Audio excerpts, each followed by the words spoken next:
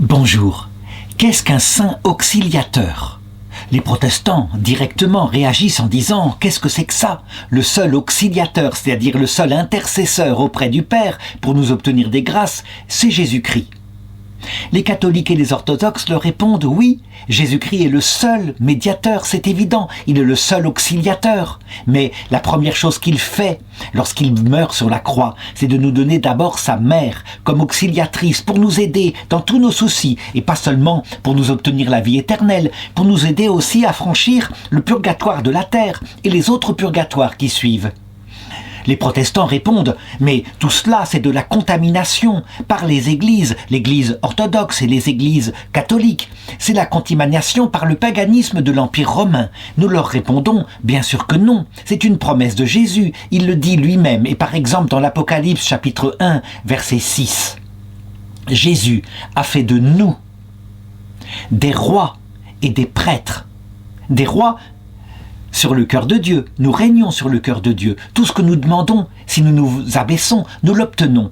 Et des prêtres, ça veut dire que nous sommes des médiateurs. Non seulement des médiateurs, mais aussi nous pouvons offrir en sacrifice quelque chose venant de nous pour aider ceux qui ne sont pas arrivés au salut à l'obtenir. Donc voilà ce que c'est qu'un prêtre. Donc je continue la phrase. Il a fait de nous un royaume et des prêtres pour son Dieu et Père. À lui donc Jésus, la gloire et la puissance pour les siècles des siècles. Amen. Ça veut dire que tout vient de lui. Ça fait partie de la rédemption. Donc, les catholiques et les orthodoxes sont loin d'être des superstitieux. Ils peuvent justifier le fait que, en particulier, Saint Cyriaque, dont je vais raconter la vie, Saint Cyriaque de Rome, est l'un des 14 auxiliateur célèbre dans la foi catholique, à ce point que on le prie très souvent pour telle ou telle chose. C'est vrai, à la manière dont on faisait lorsqu'on était païen, mais cette fois, au nom de Jésus-Christ, on le prie particulièrement pour être délivré du démon, pour avoir la force de résister à la tentation, particulièrement au moment de mourir, et pour la guérison des maladies des yeux. Alors, je vais expliquer pourquoi on lui a attribué un tel pouvoir. C'est en fonction de ce qu'il a vécu dans sa vie. D'abord, il faut savoir que Saint Cyriaque était un diacre de l'église de Rome. Les diacres, on le sait, à cette époque-là, ils étaient donc chargés de distribuer la nourriture, les dons que faisaient les fidèles à pauvres de l'église, et même quelquefois à des pauvres en dehors de l'église. On les représente maintenant comme des cardinaux diacres, avec un costume rouge. C'est une tradition qui date de cette époque parce que, très souvent, surtout autour de la persécution de Dioclétien, les diacres, les prêtres et l'évêque de la ville de Rome étaient sûrs de mourir martyrs. Ils ne survivaient pas longtemps. Les persécutions, en particulier par le co-empereur Maximien, ils aboutissaient au décapitage de l'Église. Il fallait donc, quand on acceptait, de par la demande du pape, une fonction, même celle de diacre, qui était inférieure, mais tout de même, eh bien, il fallait être prêt à donner sa vie comme martyr. À cette époque-là, on s'en souvient, le grand empereur, le premier empereur, celui qui dominait tout l'Empire romain qui s'appelait Dioclétien, et qui, évidemment, avait un sens du bien commun tel qu'il ne voulut pas accaparer le pouvoir pour lui seul. Il lui fallait des co-empereurs pour gouverner cet immense empire. À l'époque où il décréta, par la suite d'une analyse, que l'Empire romain, s'il perdait des territoires, s'il était attaqué de tous les côtés, du côté occidental principalement par les Goths, du côté oriental par les Perses, eh bien, c'est parce que on n'était pas assez fidèle au culte des anciens dieux, les dieux guerriers, qui avaient porté chance à l'Empire. Il décréta donc dans tout l'Empire l'obligation maintenant de se convertir à la religion païenne de l'Empire, d'offrir un sacrifice aux dieux. C'était ainsi. Et de cette façon-là, par civisme, par goût de l'amour des anciens dieux, on montrait qu'on aimait l'Empire romain. Il décida donc, cet empereur Dioclétien, de nommer des co-empereurs, lui, alors qu'il était en particulier en campagne du côté de l'Orient, et comme co-empereur, comme César, il nomma Maximien, qui régnait sur la Gaule et sur une partie de Rome. Lorsque la terrible persécution de Dioclétien fut déclarée, voici que Maximien fit des prisonniers parmi les chrétiens, et il décida de ne pas tout de suite tous les exécuter, mais de se servir d'eux comme esclaves pour la construction d'un immense palais, le palais des Thermes, qu'il voulait se faire à Rome, et il voulait aussi le faire en l'honneur de Dioclétien, qui l'avait élevé à une telle charge. Syriaque, je l'ai dit, était diacre de Rome, il faut l'imaginer, habillé comme les Romains, et il avait reçu beaucoup d'argent par un seigneur romain appelé Thrason. Et cet argent, maintenant, il fallait qu'il le distribue, qu'il aille auprès des esclaves chrétiens, qu'il les aide d'une façon ou d'une autre. Il se fit accompagner de 3 compagnons, Saint Sicini, Saint Large et Saint Smaragdate. Il alla ainsi, il soulagea les malheureux, il leur apportait de la nourriture, il les aidait, il soignait leurs plaies. Jusqu'au jour où, à un moment donné, il fut surpris en flagrant délit en train de faire ces choses-là qui étaient parfaitement illégales. Syriaque fut donc arrêté à son tour et il fut jeté par ordre de Maximilien avec les autres esclaves pour travailler comme les autres à la construction du palais. Cependant, Syriaque n'était pas n'importe qui. On voyait les chrétiens qui venaient auprès de lui et lui, il les bénissait. Il leur apportait le réconfort de sa foi, une foi extraordinaire, avec en plus quelque chose de particulier. On aurait dit qu'il avait un don venant du Saint-Esprit. C'était un charisme de guérison. Il posait sa main sur quelqu'un qui était découragé, et le découragement partait. Il posait sa main sur une plaie. Il traçait une croix au nom du Seigneur, et la plaie guérissait. Ce qui fait que, étant très célèbre parmi les esclaves, à un moment donné, l'empereur Maximien fut très en colère et décida de l'emprisonner. D'ailleurs, il fit exécuter un de ceux qui étaient ses compagnons. Sicini fut martyrisé très rapidement et Syriaque fut obligé de demeurer en prison, sous la garde d'un gardien qui, à cette époque-là, on le sait, était responsable sur sa vie du fait que les prisonniers ne s'enfuyaient pas. Ce geôlier s'appelait Apronien. C'était un homme très sérieux dans son travail et puis de lourdes responsabilités pesaient sur lui. Voici qu'un jour, le gouverneur fit aborder devant lui Syriaque, qui avait été jeté au cachot, et le geôlier Apronius était donc chargé de le convoyer ainsi, et il ne fallait pas qu'il s'enfuit. Au moment où il ouvrait la porte de la cellule de Syriaque, voici que soudain, une lumière se manifesta et une voix qui vint du ciel, qui, devant lui, dit la parole suivante: « Venez, les bénis de mon Père, pour posséder le royaume qui vous a été préparé depuis le commencement du monde. » C'était une apparition venant du ciel, quelque chose de très fort. Apronien tomba à genoux par terre, un peu à l'image de saint Paul lors de sa conversion sur le chemin de Damas. La vision avait été si forte, il avait vu le Christ que, aussitôt, il demanda à Syriaque ce qu'il devait faire. Et celui-ci lui indiqua qu'il devait se faire baptiser. C'est ce que fit Apronien, et on le voit, cette histoire se répandit dans toute la prison. Une conversion puissante. Évidemment, il n'est pas étonnant que du coup, on invoque Syriaque comme un grand intercesseur, quelqu'un qui peut obtenir du Christ pas seulement une grâce invisible, mais une grâce visible de cette façon-là, quelque chose de puissant qui fasse que on est quasiment obligé de devenir chrétien. La réputation de Syriaque se répandit dans toute la ville de Rome, et à un moment donné, voici que la fille de l'empereur Dioclétien, qui s'appelle, et là c'est assez étonnant, ce qui montre que manifestement il y a pu y avoir des confusions, des récits en doublons, ce qu'on appelle la géographie. Ça veut dire que, après la mort de Syriaque, la légende s'est emparée de son histoire et a gonflé les choses. Mais pourquoi pas? Elle s'appelait Artémie, la fille de l'empereur Dioclétien. Elle était mal, elle était attaquée par le démon. Était-ce une maladie psychologique? Était-ce un vrai démon? Toujours est-il que, ceux qui s'occupaient de cette fille demandèrent à Syriaque de prier pour elle et de l'en délivrer. Il pria et il obtint la guérison d'Artémie. L'histoire se répandit une fois de plus dans toute la ville de Rome et, je dirais, l'histoire a été célèbre jusqu'à maintenant. Voici une œuvre d'art réalisée beaucoup plus tard où on voit ainsi Syriaque avec son costume de diacre et à ses pieds la jeune fille Artémie qu'il délivre du démon. L'admiration était grande, alors ainsi saint Syriaque était un guérisseur, et voici ce que raconte la légende ensuite. Sa réputation arriva jusqu'auprès du roi de Perse. Donc le roi de Perse était dans l'empire romain d'Orient. Et donc on demanda à Syriaque pour qu'il aille là-bas pour guérir la fille du roi de Perse à son tour. Et il partit en voyage. Et quand il revint, évidemment, le miracle avait eu lieu. Là, je dirais que c'est très exagéré, obligatoirement. On n'imagine pas Syriac partir ainsi dans l'Empire romain d'Orient, avec un tel don de guérison, puis revenir ainsi, la bouche en cœur, du côté de Rome, pour être de nouveau emprisonné par la vengeance de Maximien. De manière plus crédible, lorsque, dans cette année-là, l'empereur Maximien, qui n'était jusqu'ici que César, c'est-à-dire une sorte d'empereur en second, fut nommé par Dioclétien Auguste, c'est-à-dire à l'équivalent de son propre titre. Alors Maximien en profita pour appliquer avec zèle toutes les consignes qu'avait déjà données Dioclétien. Il faut regarder le caractère de Maximien, et d'ailleurs son visage, on le voit. Ce n'est pas un intellectuel, c'est un homme pratique, c'est un général romain. Par contre, il est très efficace. Dioclétien peut compter sur lui. Quand il lui demande de combattre les Goths, par exemple, en Gaule, les Bagaudes, les fameux Bagaudes, eh bien, il agit avec efficacité. C'est un véritable génocide. Il transforme la terre en une terre brûlée.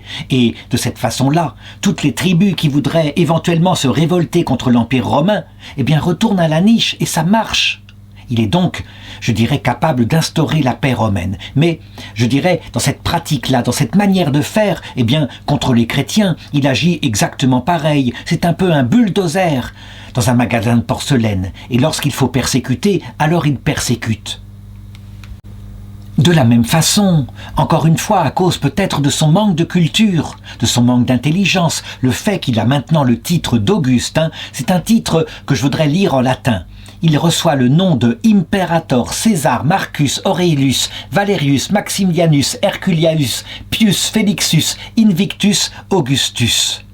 Voilà ce qui lui a été donné, donc ça lui monte à la tête. Et à un moment donné, lorsque Dioclétien, qui manifestement est beaucoup plus subtil, et qui, à un moment donné, décide eh bien qu'il faut renoncer, que tous les Césars et tous les Augustes avec lui doivent renoncer à leur pouvoir pour laisser la génération suivante prendre en main le destin de l'Empire.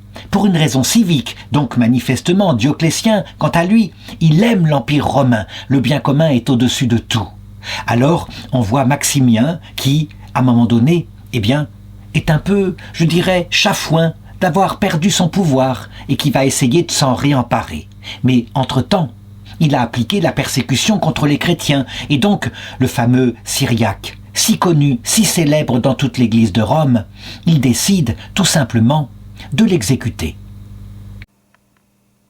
Les choses se font assez rapidement. Il est avec d'autres chrétiens en prison, une vingtaine d'autres chrétiens qui sont parmi les cadres de l'Église. Et donc, eh bien, il établit un procès. Il demande à à Syriac tout simplement de sacrifier aux idoles. Et Syriac, évidemment, refuse. Il y a 20 autres prisonniers, eh bien tous sont condamnés à mort, mais pas n'importe comment. On veut les faire couiner un peu dans le cirque ainsi, pour que ce soit un exemple pour ceux qui voudraient se convertir au christianisme. Donc on raconte que Syriac est couvert de foie, de pois en fusion, puis il est écartelé, mais pas tué, juste écartelé, c'est-à-dire les bras écartés, alors que sa peau est en fusion, que sa peau se détache de son corps. Et enfin, on l'exécute avec la foule romaine qu'il faut imaginer, qui est là, qui se délecte au spectacle sadique. Il est achevé en ayant la tête tranchée. Il est enterré à Rome avec les 20 compagnons sur la Via Ostiensis. Cette grande fête que Maximien avait organisée ainsi avec des victimes innocentes se passera le 6 des Ides d'août. Et donc c'est ainsi que dans le calendrier nouveau, il est fêté chaque 8 août. Et le martyre eut lieu sans doute vers 303 ou 304 après Jésus-Christ. Qu'est-ce qu'est devenu Maximien par la suite ? Eh bien, je dirais que cette cruauté, cette efficacité ne lui a pas porté chance. À un moment donné, quand on lui a demandé d'abdiquer, pour le bien de l'Empire, que la génération suivante a pris le pouvoir, et en particulier Constance Chlore, dont la femme était chrétienne et dont le fils s'appelait Constantin, le futur empereur Constantin Ier, qui avait donc une maman chrétienne et qui lui-même était, je dirais, très sympathique vis-à-vis de la religion chrétienne. Voici que, à un moment donné, il trouve qu'il y a une piste pour qu'il puisse reprendre son pouvoir d'Auguste et peut-être renverser le fameux Constantin. Cette histoire se passe en 310, c'est-à-dire 6 ans après le martyre de Saint Syriac. Donc il utilise tous les pouvoirs, d'abord des pots de vin qu'il offre à tous ceux qui voudraient bien le suivre dans l'armée. Et si l'armée le proclame à son tour Auguste, alors il pourra se battre contre Constantin. Constantin, qui à ce moment-là est absent, qui est en guerre contre une tribu germanique, il apprend la révolte, et donc il vient avec les légions qui lui sont fidèles, parce que lui, c'est quelqu'un de beaucoup plus fin, et les soldats le suivraient jusqu'à la mort. Maximien, quant à lui, il n'est pas très aimé de ses soldats. Il fuit avec une petite armée vers Marseille. Il voit qu'il ne pourra pas affronter l'armée de Constantin. Et à un moment donné, il perd de plus en plus d'appui. Il le sait maintenant. Il pourra y avoir un traître parmi les militaires qui l'ont suivi et qui apporte sa tête à Constantin. Donc il décide d'abandonner son combat, de se rendre à Constantin. Il est fait prisonnier, il est puni pour ses crimes, mais non pas exécuté, juste dépouillé de son titre d'Auguste qu'il avait accaparé. Et, tout simplement, on lui demande, de se retirer dans une maison. Puis, à un moment donné, Constantin, se rendant compte que laisser comme ça sur ses arrières des ennemis capables de repartir dans la révolte, c'est un tort. Il pratiquera souvent ça. Il change d'avis, il envoie une escouade, et il demande à l'empereur déchu, dans cette ville-là, de se suicider lui-même, de sa propre volonté. Et donc en juillet 310, Maximien se pend, sur ordre de Constantin. On fait passer cela pour un suicide. Dans un premier temps, sa mémoire est effacée des plaques. Et puis, à un moment donné, quand Constantin de nouveau aura la victoire, pour le bien de l'Empire, on rétablira son honneur, on lui donnera même un titre de gloire. Mais entre-temps, il était mort, il était passé dans l'autre monde, et dans l'autre monde, évidemment, quand on a été empereur, on n'emporte rien de cela, on emporte uniquement ce qui a été droit dans son cœur, ce qui a été juste, ce qui prédisposait à la rencontre avec le Christ. On peut tout à fait penser que, alors, saint Cyriaque, puissant intercesseur auprès de Jésus-Christ, intervint en faveur de celui qui l'avait fait exécuter, donc de Maximien. Et cette intercession eut un rôle très important probablement, s'il s'est converti, s'il est devenu chrétien, à l'heure de la mort, dans le passage. Cette intercession eut un rôle très important. Ainsi va le monde et l'Église céleste. On est souvent accueilli par ceux qu'on a persécutés et qui, ainsi, priant pour nous, intercédant pour nous, nous bouleversent. Quand on voit le pardon qui est possible, comme l'avait dit Jésus, alors, si la conversion est réelle, on se met à aimer, à marcher dans le combat spirituel pour obtenir un jour la vie éternelle avec une énergie et une reconnaissance énorme, comme disait Jésus, celui à qui on pardonne beaucoup, aime beaucoup. Saint Cyriaque, quant à lui, on construisit un tombeau en 313, lorsque l'empereur Constantin émit un décret de tolérance de la religion chrétienne, et ce tombeau, autour de la ville de Rome, fut célèbre. À un moment donné, quand l'Europe se convertit au christianisme, et en particulier les tribus germaniques, par exemple l'Empire germanique, quand au Moyen-Âge, l'empereur Othon Ier fonda le Saint-Empire germanique, alors il obtint du pape d'emmener à Bamberg des reliques de Saint Cyriaque. Il le vénérait beaucoup, parce que il croyait que, en ayant quelque chose de son corps, de cette manière-là, du haut du ciel, celui-ci l'aiderait, celui-ci le favoriserait, et qu'il pourrait mener à bien les ambitions impériales qu'il avait. Là encore, j'entends par avance les critiques des protestants qui disent, vous voyez bien, cet Othon Ier, catholique à l'époque, est retombé dans le paganisme. Il se servait des saints comme des dieux qui appuyaient sa désir de créer un empire sur la terre. La réponse est bien sûr oui, je ne nierai pas cela. En effet, la conversion, le détachement total des ambitions terrestres, même chez les empereurs chrétiens comme Othon Ier, ne vient pas d'un seul coup. Il faut du temps, et peu à peu, l'évangile pénètre dans l'âme.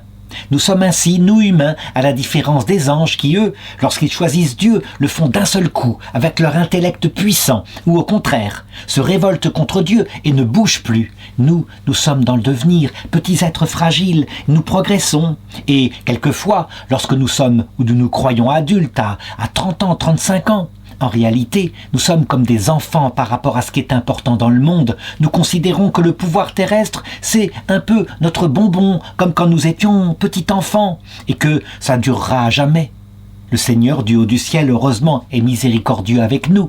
Il le sait, ce pouvoir terrestre est passager. La seule chose qui dure pour l'éternité, c'est l'humilité et l'amour qui permettent d'obtenir la vision béatifique.